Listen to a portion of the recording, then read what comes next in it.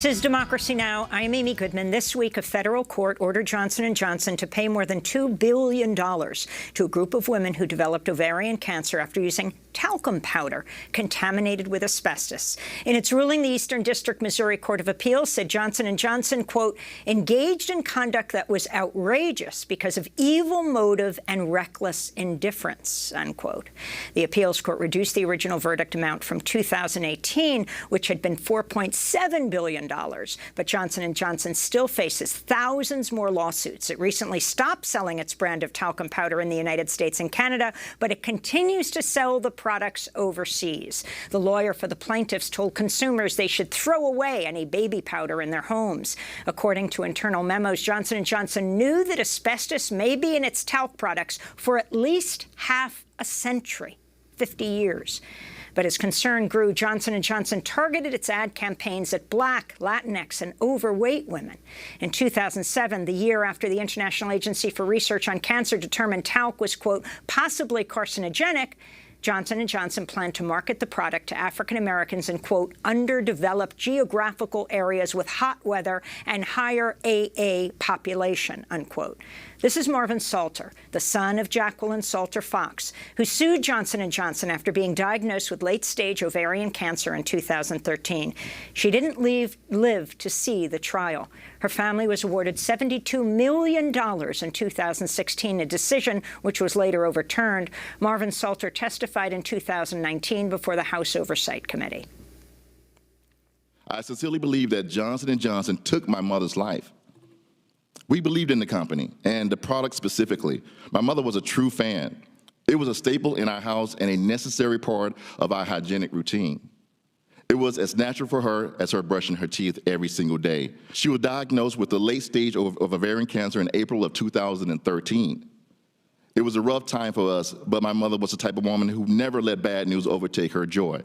She was confident she would beat this disease. Her spirit was never broken,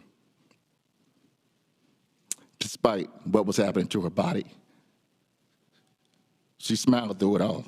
Johnson & Johnson has yet to take ownership for what they have done, and they have yet to take one step to make amends to all of us whose lives have been turned upside down because we trusted in this company, and they said their product was safe. That's Marvin Salter, son of Jacqueline Salter Fox, who sued Johnson & Johnson after being diagnosed with late-stage ovarian cancer. For more, we're joined by Isabel Chowdhury, Senior Policy Manager for the National Women's Health Network. Welcome to Democracy Now!, Isabel. So lay out the significance of this more than $2 billion verdict against Johnson & Johnson. Thank you for having me, Amy. So this case is really significant. The court found that the plaintiffs proved with convincing clarity that defendants engaged in outrageous conduct because of an, I quote, evil motive or reckless indifference. And so the court ended up reversing some of the jury's award, and ultimately the punitive damages to Johnson & Johnson was $715.9 million, and then also $900 million to its subsidiary, Johnson & Johnson Consumer Companies. So this is very significant for consumers who have been fighting against Johnson & Johnson and alleging that their product caused their ovarian cancer. As well, just last month, in May, the company put out a statement saying that they were going to discontinue selling their baby powder product, their talc-based baby powder product in the U.S., but continue to sell those same products abroad, which will impact countries like Africa and Brazil. So whole continents, Africa and Brazil. Explain this. And also, I mean, people may be listening, some people, and saying baby powder, so why is it mainly women who are the victims of this? Well, Johnson & Johnson had engaged, as you mentioned, in practices that specifically targeted women, and they specifically targeted African-American women, Latinx women, overweight women. And we know, and Johnson & Johnson knew and studied cultural norms of certain communities and knew that as part of their self-care practices, certain women use their baby powder products. For dealing with chafing, also especially in hot countries, dealing with moisture. So if you can explain how the asbestos gets into the baby powder, the talcum powder, that Johnson & Johnson has marketed for so long.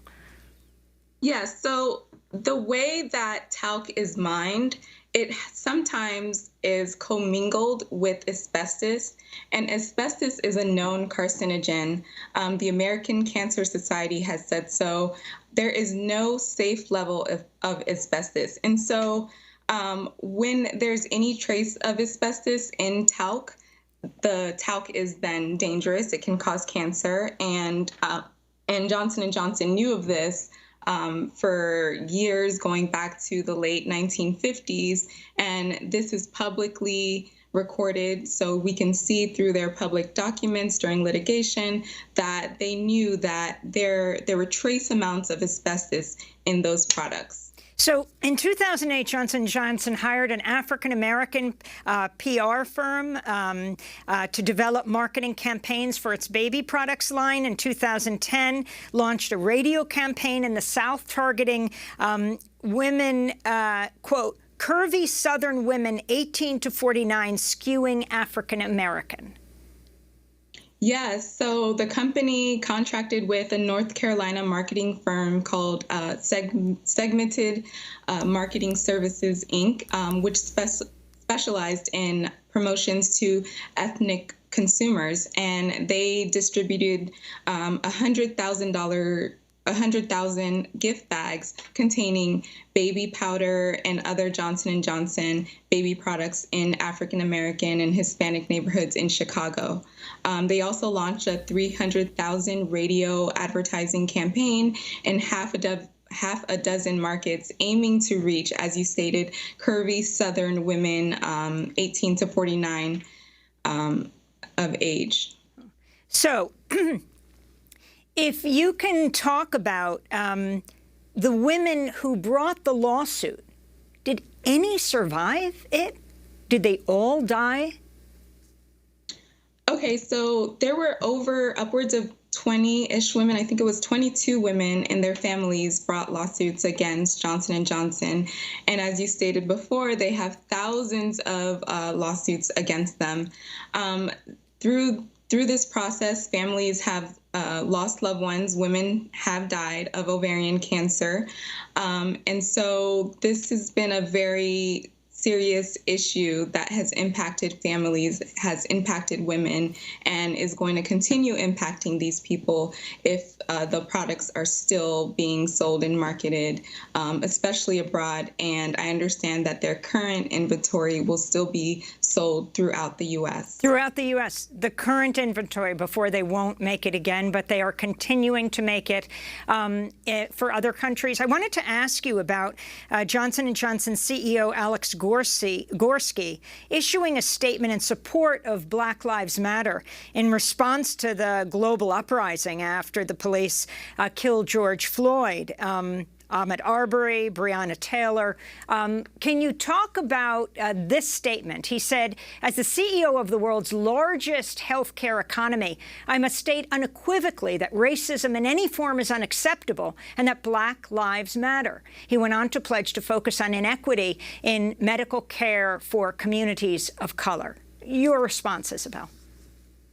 My response is that the work of equity and justice needs to go beyond mere statements. So Johnson & Johnson joined a chorus of many companies who have pledged to address racism and, stating Black Lives Matter, and especially after the recent events that has led to the uprisings and protests. And so based on their own practices, their historic practices of targeting Black and Brown communities, historically marginalized communities, this statement is just not enough.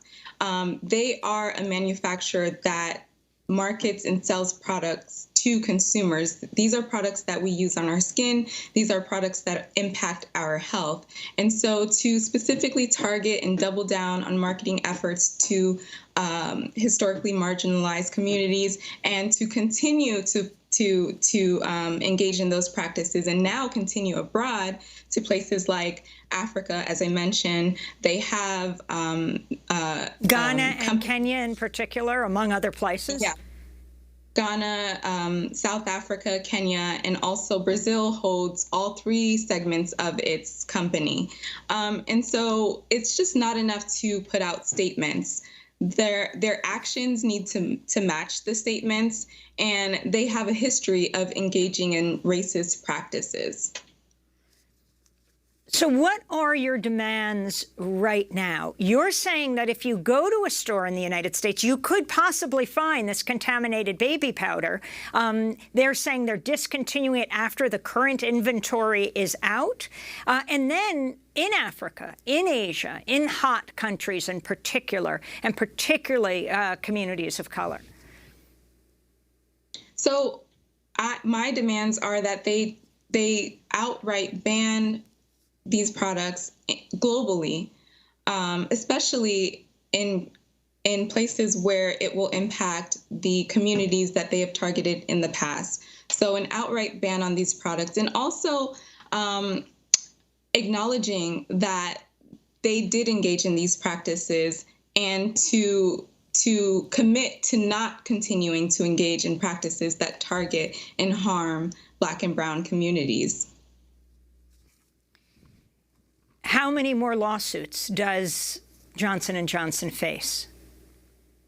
Well, I know since March, they've had upwards of, I think, 19,000 lawsuits. So they have a lot of lawsuits. Well, we will continue to cover them. I want to thank you so much, Isabel Chowdhury, for joining us, Senior Policy Manager for the National Women's Health Network.